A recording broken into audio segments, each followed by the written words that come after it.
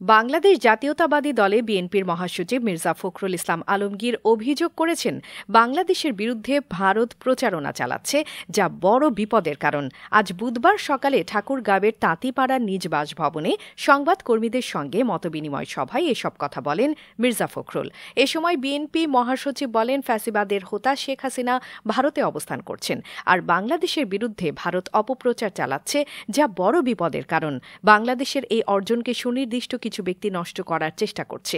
এজন্য দেশের মানুষকে সচেতন থাকতে হবে। মির্জা ফখরুল ইসলাম বলেন, উপদেষ্টা নিয়োগ করা প্রধান উপদেষ্টার ব্যাপার, তবে আমরা বলবো বিতর্কিত এমন কাউকে দায়িত্ব দেয়া যাবে না। এ বিষয়ে সতর্ক হতে হবে। বর্তমান সরকারকে সফল করা আমাদের দায়িত্ব, কারণ এই আন্দোলনের আমরাও অংশীদার। মির্জা ফখরুল বলেন, আমাদেরকেও সহনশীল হতে হবে, যাতে সুন্দর ও শৃঙ্খলভাবে দেশের সকল সংস্কার কাজ সম্পন্ন করতে পারে বর্তমান সরকার। দেশের এমন একটি বিপ্লবের পরে সকল স্তর ভেঙে পড়েছিল।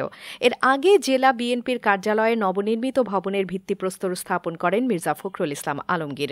গত ৪ অগাস্ট দুর্বৃত্তের দেয়া আগুনে পুড়ে যায় জেলা বিএনপির কার্যালয়।